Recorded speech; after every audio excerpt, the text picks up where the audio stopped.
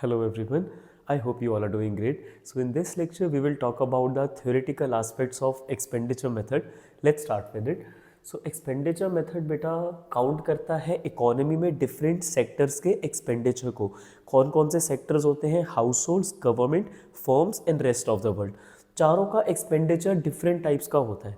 जैसे हम लोग बेटा अपने घर में रहते हैं, हम लोग किन चीज़ों पे पैसे खर्च करते हैं? क्लोथ्स पे, फूड पे, एट्सेट्रा. फर्म्स का एक्सपेंडिचर होता है on investment, on the capital goods like machine, equipment and such things.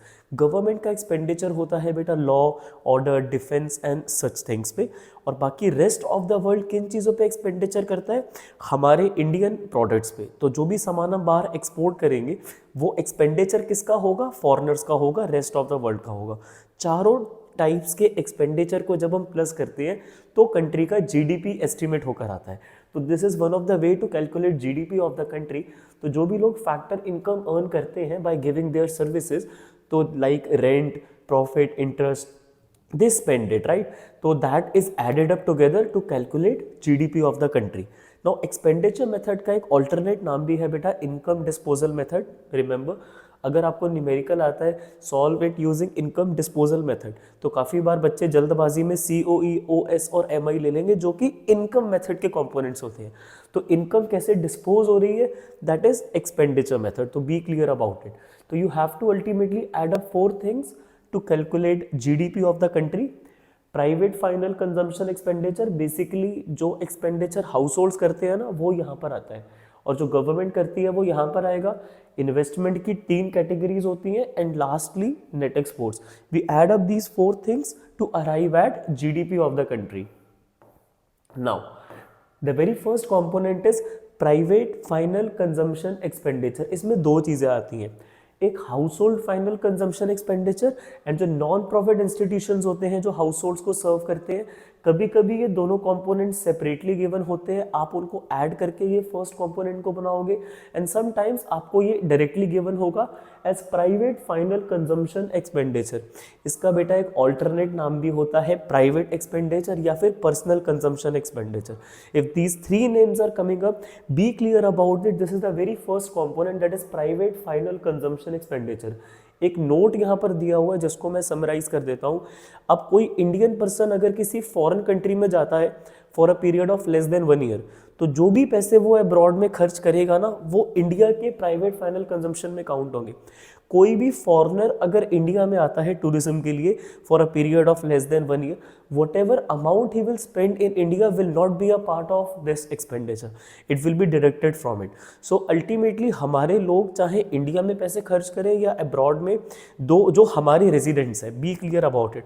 अब कुछ इंडियन लोग हैं जो फॉरेन कंट्रीज़ में रहते हैं बट वो परमानेंटली वहाँ रह रहे हैं या फिर उनको 1 ईयर से ऊपर हो चुका है, तो उनका एक्सपेंडिचर फिर यहाँ पर नहीं काउंट होगा, उनका वही काउंट होगा जहाँ पर वो काम कर रहे हैं, सर्विस दे रहे हैं. बट अल्टीमेटली हमारे रेजिडेंट्स अगर किसी फॉरेन कंट्री में जाते हैं for a period of less than 1 year, तो जो भी अमाउंट वो फॉरेन कंडीशन में स्पेंड करेंगे it will be a part of India's private final consumption expenditure. Similarly जो भी फॉरेनर्स इंडिया में एक्सपेंडिचर करते हैं और वो 1 ईयर के अंदर अपनी कंट्री में वापस चले जाते हैं, उनका एक्सपेंडिचर हम इंडिया में काउंट नहीं करेंगे. It will be deducted from the private final consumption expenditure. That's what is written over here. All right, next one is the expenditure done by the government. अभी तो हमने ऊपर पढ़ा हाउस होल्ड का जो एक्सपेंडिचर होता है on buying goods and services. Now we are talking about government का किन चीज़ों पे एक्सपेंडिचर होता है. बेटा we all know government law, defence, order, education पे पैसे खर्च करती है ताकि पब्लिक को ये सर्विसेज प्रोवाइड करी जा सके. गवर्नमेंट को कोर्ट मैनेज करने हैं, स्कूल मैनेज करने हैं, यूनिवर्सिटीज़ मैनेज करनी है जो गवर्नमेंट ऑपरेटेड है. These are all intermediate consumption of the government, इनको मेंटेन करने में. अपार्ट फ्रॉम दैट यहाँ पर जो लोग काम कर रहे हैं बेटा उनका कंपनसेशन भी गवर्नमेंट देती है. और हमारे इंडिया की जो फॉरेन में एम्बेसीज है, जापान में, रशिया में, UK, US में, वहाँ पर भी कुछ मटेरियल की रिक्वायरमेंट रेगुलरली होती रहती है, लाइक फर्नीचर, इलेक्ट्रिकल्स, इलेक्ट्रॉनिक्स. ये सारे खर्चे जो गवर्नमेंट रेकरिंग बेसिस पे करती है उसको ऐड करेंगे. एंड देन जो गवर्नमेंट हमें सर्विसेज प्रोवाइड करती है जैसे रेलवे, LIC की सर्विसेज, वो लेस कर दो. जो भी इन दोनों का डिफरेंस आएगा it will be a part of government final consumption expenditure.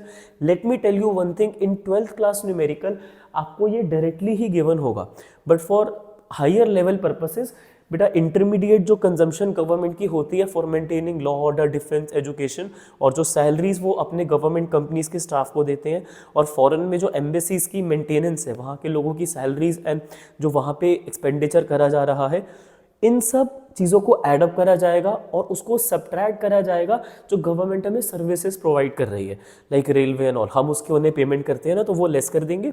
जो भी डिफरेंस निकल कर आता है it will be a part of government final consumption expenditure. The very first component was private final, the next is government final. All right, the third one is investment. Basically इसका full name क्या होता है? Gross domestic capital formation, in short gross investment और gross capital formation. Basically इसके two types होते हैं, एक gross fixed capital formation and next is change in stock.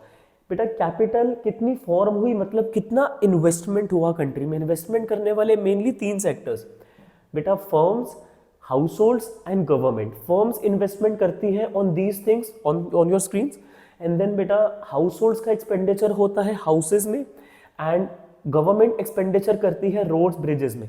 तो जो हाउस होल्ड का एक्सपेंडिचर होता है नए घर बनाने में, तो बेटा वो जो एक्सपेंडिचर है ना वो प्राइवेट फाइनल में नहीं आता है as it is written over here except houses, because ये वाला जो एक्सपेंडिचर होता है, बाकी के ड्यूरेबल गुड्स इसी कैटेगरी में आएंगे, जैसे कि फ्रिज खरीदा, एसी खरीदा, वो सब नंबर 1 कैटेगरी का पार्ट है।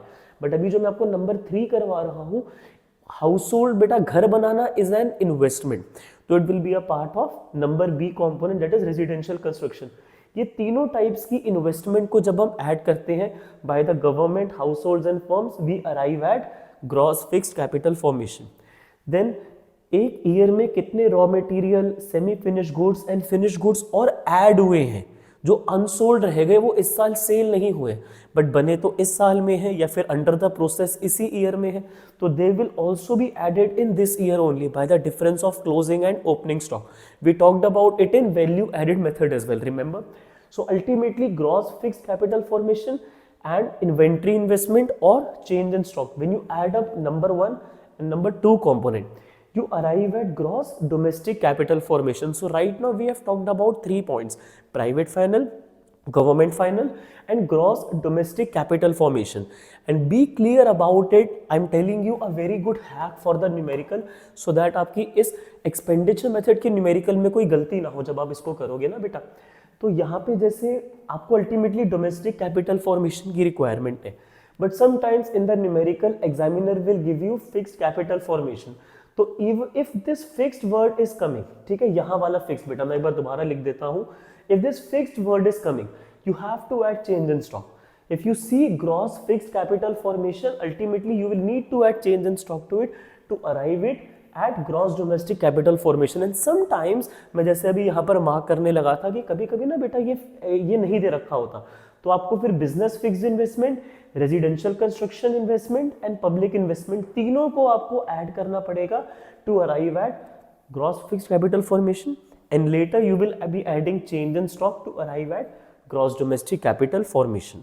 तो अगर आपको न्यूमेरिकल में डोमेस्टिक डायरेक्टली गिवन है, well and good, if not and if you see fixed you will have to add change in stock to it. All right, as soon as you will see this word fixed you will have to add change in stock. Be clear about it. And then last component is net exports. This is the expenditure done by the rest of the world. तो जो भी India से बेटा हम goods and services foreign country में export कर रहे हैं, उस पर एक्सपेंडिचर कौन करेगा? बाकी कंट्री के लोग। तो वो हमारे लिए इनकम है पर उनके लिए एक्सपेंडिचर है, तो ये रेस्ट ऑफ द वर्ल्ड का एक्सपेंडिचर होता है।